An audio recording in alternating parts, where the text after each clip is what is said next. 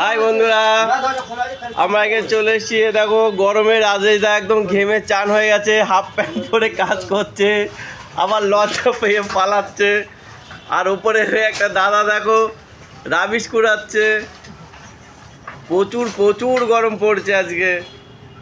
তা অতএব আমাদের তো টিনের কাজ, গরম তো সহ্য করতেই হবে, ভাঙাচুরো কাজ, কষ্টের কাজ, কিছু করার নেই। কাজ না করলে তো খাবার হবে না, তার জন্য তো আমাদের কষ্ট কাজ করতেই হবে।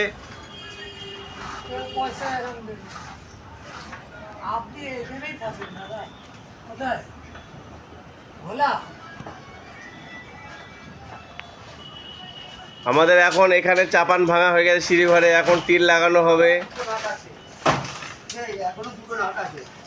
তাই রাবি সব তোলা হচ্ছে। এই যে আমাদের রাজেশদা, এই হচ্ছে আমাদের বুদ্ধিমান লোক একটা, তার জন্য খালি গায়ে গরমে কাজ করছে।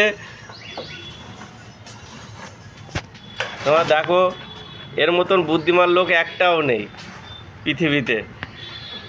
অনেক শক্তিমান আর বুদ্ধিমান, ওর জন্য আবার মাসল দেখাচ্ছে খালি গায়ে কাজ করে। এই দেখো এতগুলো ইট ও সব একেবারে বয়ে নিয়ে এসছে ওপর থেকে। কি তুমি না, তুমি তো সব একেবারে নামিয়ে নিয়ে আসলে। ওই দেখো মই ছাড়া আবার উঠছে ঠেলেও পড়ে।